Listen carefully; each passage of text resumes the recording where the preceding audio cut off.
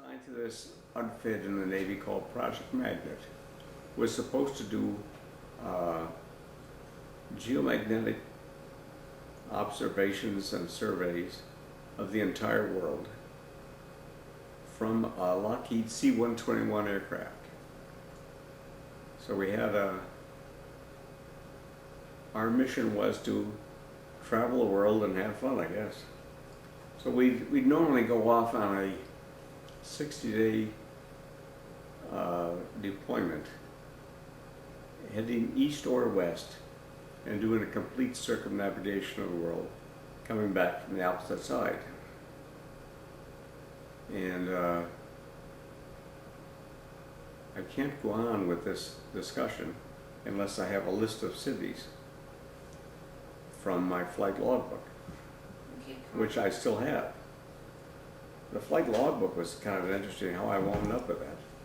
When I left the Navy, I apparently left that behind because I was in such a damn hurry to get out of the Navy that about 5-6 years later, a brown manila envelope arrived in the mail from the U.S. Navy Records Office in St. Louis, Missouri, and inside was my flight logbook with no cover letter or anything, just my book.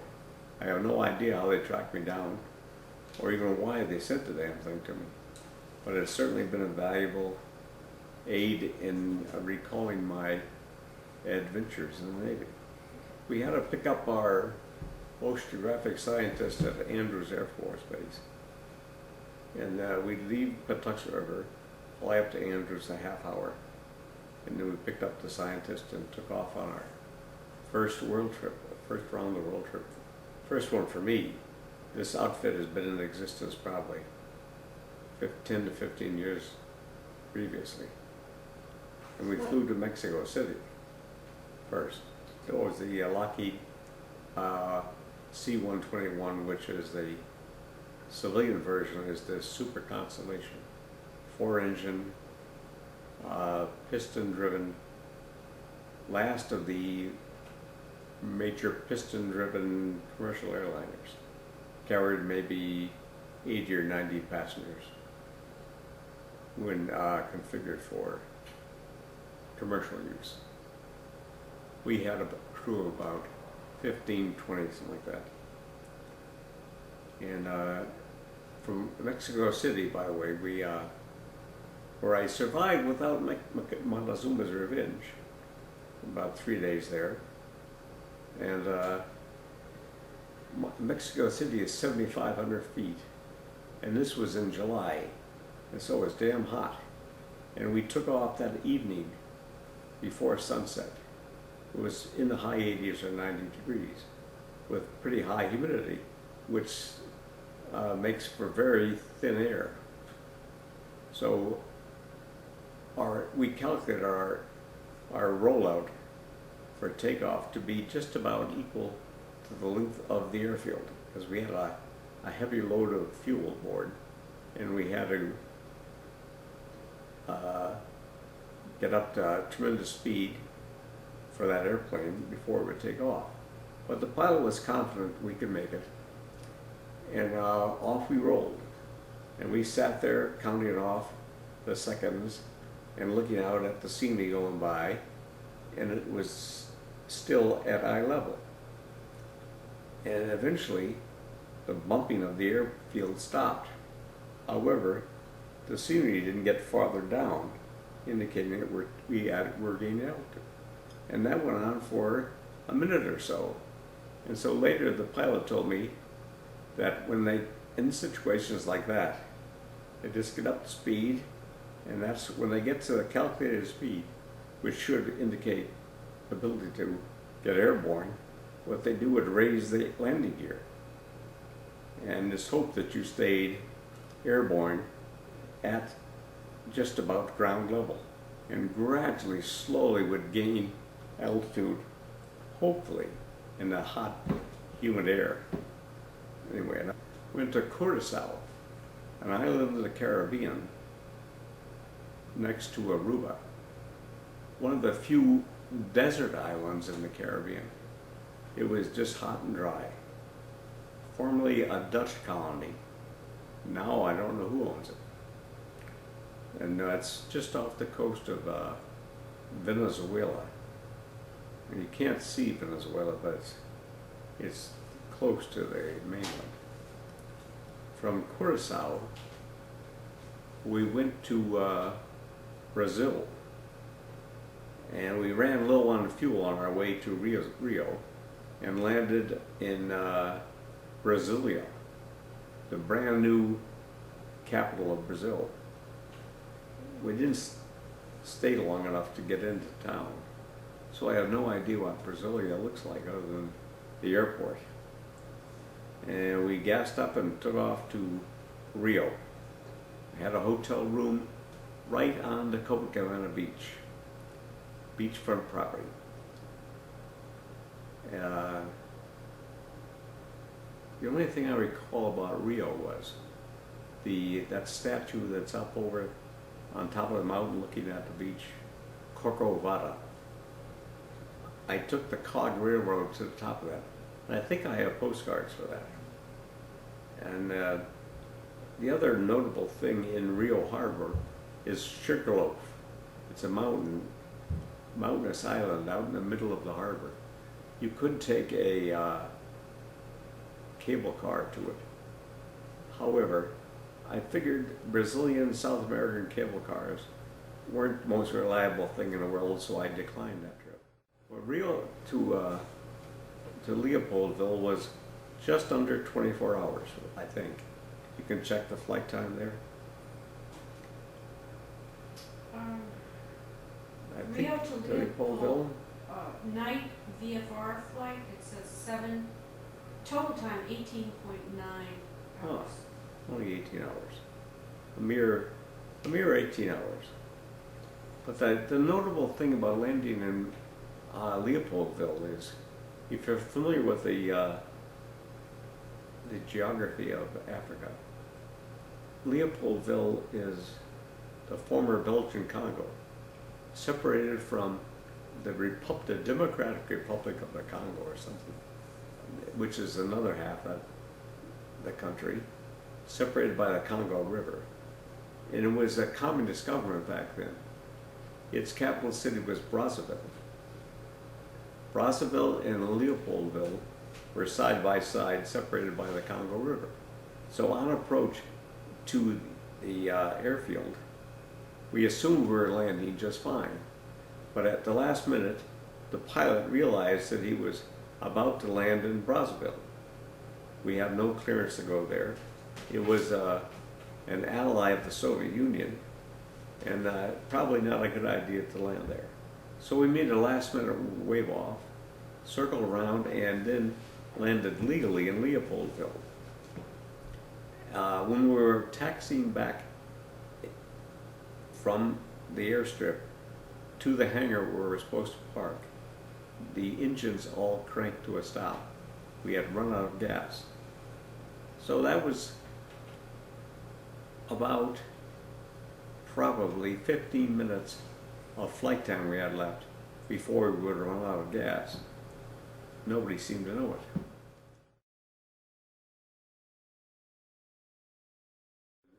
The variation and inclination of the magnetic field, and for some reason, they used it somewhat with the early data for plate tectonic, the continental drift. Johannesburg is my first encounter with apartheid in South Africa. Well, when I was there, we took not a gold mine tour, but a tour of the area where the gold mine operation was at. And they had a show they put on, the workers, the black workers, at this arena where they put on a show. And the white people who introduced the show told us to better beware, and especially women, because the black boys might get excited, but they saw the exposed flesh of the white women. And you know how those black boys are. That was it kind of shocked me it's just blatant racism. Even though I'd spent, by that time, over 3 years at the University of South Carolina, well known for its racism at that time. So much for Johannesburg.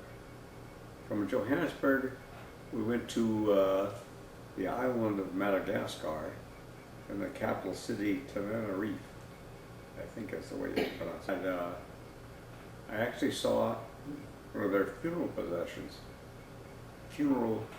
processions, where they would exhume the bones of their ancestors once a year and carry them through the streets. I had read about that in a National Geographic magazine, and lo and behold, I saw that damn thing. From Tenerife, I think, we went to Mauritius, an island about 300 or 400 miles east of Madagascar. And I think we stayed in an old English hotel there. Mauritius, by the way, is very interesting. In the South Indian Ocean, inhabited by the local Hottentots, which is a mixture of all races, Indians from India, and Chinese.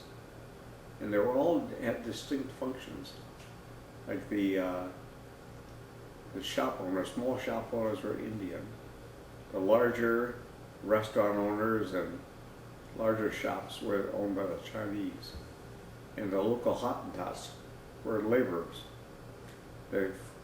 The money was, I think, French-based, where the language of the commerce was English. And they had a history of being owned by both British and French. And so they didn't know which way to go. Due east across the South Indian Ocean, a hell of a long way, to Perth, Australia. Our first trip, just about 3 days in Perth. Very uneventful.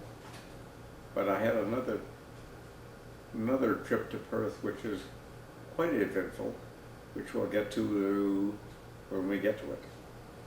From Perth, I think we went to Melbourne, right? Which was another dull town. And it was in the winter, I think. It was rainy and cool in